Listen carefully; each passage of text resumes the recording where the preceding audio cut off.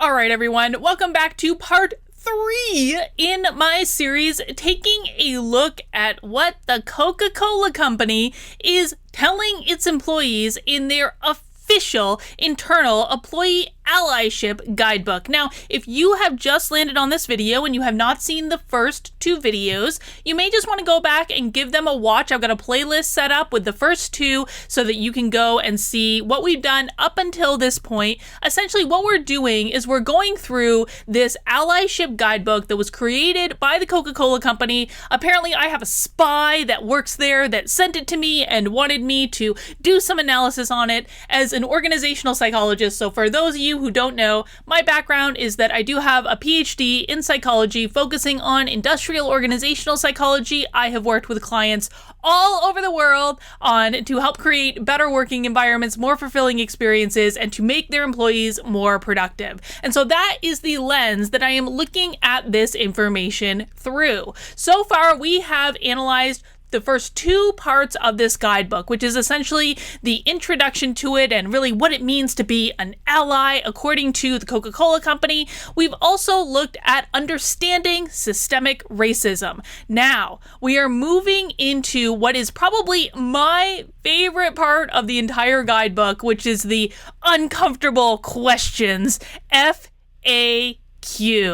And I really if you listen, I am completely opposed to this anti-racist training nonsense that is going on in organizations simply because it is not going to facilitate teamwork. It's not going to facilitate a collaborative environment in which team members trust one another, have each other's backs, give each other the benefit of the doubt, are able to engage in productive conflict and open communication. I am just really not in favor of it. It also doesn't actually achieve the goals, PS, of creating a more fair and equal work environment, and there is zero evidence that it is actually effective. In another video on this channel, I actually look at data that says that most organizations who engage in this stuff would actually have just been much better off if they ignored it entirely. It is not an effective way to work with your team for so many reasons, and I suspect that those reasons are going to become resoundingly apparent as we make our way through this uncomfortable questions FAQ. Now, before we dig in, just a quick issue of housekeeping. If you like my channel, if you like the content I'm putting out, if you appreciate the time that I'm putting into analyzing these documents, all for you guys, please consider subscribing to this channel, turning on notifications, giving it a thumbs up, all that good stuff. All right, let's read through the uncomfortable questions FAQ. Many of us have questions about why certain things are suddenly bad to say or things that we don't understand. The following pages include questions surfaced by Coca-Cola associates and provide some insight into these topics. Do you have other questions? We'd love to hear them. Please submit them to the employee portal, blah, blah, blah. All right. Is there really an issue with how police officers treat black people? In some cases, the black person did not comply with the officer's orders. And Coca-Cola's answer is, in a 2019 Pew Center survey, both black and white Americans said black people were treated less fairly than whites in dealing with the police by the criminal justice system. Hang on, pause, Coca-Cola. Just because the average American perceives something to be true does not actually mean it's true. It doesn't. The average American perceives a lot of things. The average American thinks that McDonald's is a perfectly adequate meal. It is not an adequate meal. It's a grossly unhealthy meal, but they are eating it in droves. Are we going to rely on them for diet advice? I would sure as heck hope not. 84% of black adults said that in dealing with the police, black people are generally treated less fairly than whites. 63% of whites said the same. Similarly, 87% of blacks and 61% of whites said that the U.S. criminal justice system treats... So essentially what they're doing is they're answering this question all based on public perception rather than in actually looking at data in regards to how many unarmed black men are killed by police officers every year. Spoiler alert, go look up that data yourselves. I don't have it on my screen right now, but I do know what it is. And the number of unarmed black men who were killed by police officers in the last year, I believe, I'm like 90% certain, is actually less than the number of people who have died in the Black Lives Matter riots. Less. Okay, let's keep going. What is white privilege? According to Pop Culture Dictionary, Coca-Cola, is that the best you can do? You understand that there was an entire dang paper written about white privilege. It's called Unpacking the Invisible Knapsack by Peggy McIntosh. It's taught in school. I had to learn it in school. Like, you don't have to refer to Pop Culture Dictionary for a definition of white privilege. But let's just play in the land of make-believe for a second. White privilege is the unearned, mostly unacknowledged, social advantage white people have over other racial groups simply because they are white. In 2015, Ian Ayres said in the New York Times, "What does white privilege mean today? In part, it means to live in a world, well, being given the benefit of the doubt." What? Okay. As a very pasty white girl, I can say unequivocally that white people are not automatically given the benefit of the doubt. That is absurd. Have you ever been able to return a sweater without a receipt? No.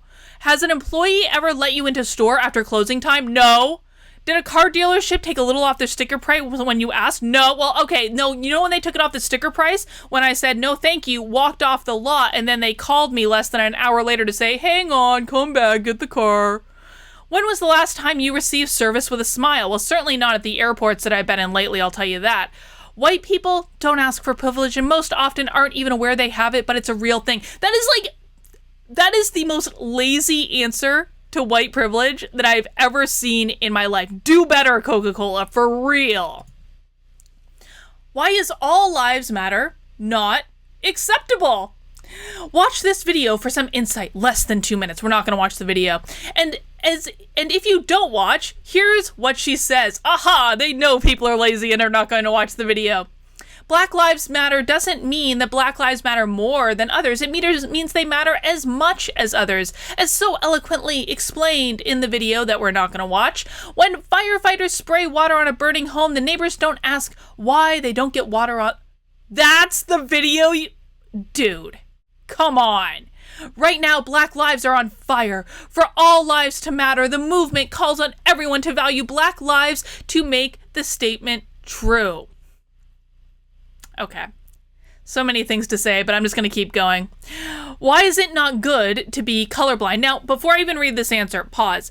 I actually don't think it's good to call yourself colorblind because I think it can be really easily misinterpreted. I mean, to be honest, like if a black person is standing in front of me, unless they're Sean King, I'm probably going to notice that they're black. Okay, in 90% of cases, I'm going to see that they're black. If a Latino person is standing in front of me, in most cases, I'm going to see that they're brown. If a person that immigrated from India is standing in front of me, I'm going to see that they're brown. I mean, if a person from Japan immigrated in front of me, I'm going to see that they look differently than me. It's just not good to say colorblind because it's just not true. Now, I do think that what we can say is we don't treat people differently because of their race, which I believe is the ideal. I do not believe that best practice should be treating someone differently because of their race, but that doesn't mean you don't acknowledge that they do have a different experience in the world. All right, let's hear their answer. In most cases, while intentions might be good, when these phrases are used, the impact is not always as expected. As explained in Forbes magazine. Okay, pause. Well, no, I'm not going to say it. Never mind. I'm not going to say it. I can get myself in trouble. The idea of not seeing skin color is nice in theory, but it's inaccurate. Just said that, see? Anyone who is able to see can discern and recognize one skin color from the next. To say you can't see color is a misnomer. How could you possibly fix something that you can't actually see? Blah, blah, blah. So it seems like I'm actually generally on the same page with them here. But I want to say this too. The social justice people, the critical race theory people, the anti-racist trainers that are doing this sort of thing have changed the definition of what it means to be colorblind, because it used to mean I don't treat you differently because of your race. It no longer means that because they have literally changed the definition to suit their purposes, so they have something to yell at you about. Let's keep going. What's the big deal about the monuments? Ooh, and I think it's important to note that in looking at this official document that Coca-Cola has given to its North American employees, we can surmise that this might be the official position of the company. Even though this is an internal document, it's not like they're putting it on a billboard, but if they're telling all of their employees this information, this is how they feel. So let's hear how Coca-Cola feels about the monuments. Time magazine shared the following perspective. The statutes have proved divisive for communities for years. Okay, then the communities can decide to remove them. They can take a vote. Just because some people are offended in those communities and they don't feel like going through the official processes to have a vote occur does not mean that they should be allowed to form mobs and do what they want to do. If the statutes are so divisive, the community can vote to remove them. That is the way it should work. For some, they've symbolized heritage, but for many others, the statue have been a symbol of past and present racism in the U.S. Calls to remove them came from, once again, at the forefront as thousands of people protest police brutality. They ain't protesting nothing, honey. They're rioting, pulling down statues, pulling down public property, and an angry mob is rioting. It is not protesting. It is rioting. In response, many city leaders have decided to remove the statues, blah, blah, blah. Okay, and again, the city leaders have decided to remove the statues to appease the rioters because they can't go through the proper process of having a vote. The statues have always been rooted in white supremacy, historians say. No, not all historians say that. They were erected en masse throughout the southern U.S. in the late 19th century. If this was just about statues in the South, then why were we having a conversation about literally Mount Rushmore being destroyed? I'm sorry, what? Is that in the South? No, it's not. They were erected en masse in the southern U.S. in the late 19th century, years after the Civil War ended, specifically as a reminder to African Americans that white people held power. It's not just that the statues represent white supremacy, but the purpose of building the statues was the perpetuation of white supremacy. You see where this is going. What utter nonsense. And again, I'm actually not opposed to removing Confederate statues. I'm really not. I think that the communities where those statues reside should be the ones to decide whether or not they are removed. An angry mob of teenagers who don't have jobs should not be the people to make these decisions. They should instead go out and get a job, possibly at the Coca-Cola company. It seems that they would fit in nicely. Let's keep going. What about black on black crime? Cleveland.com shares this perspective. When an opponent of the... Wow.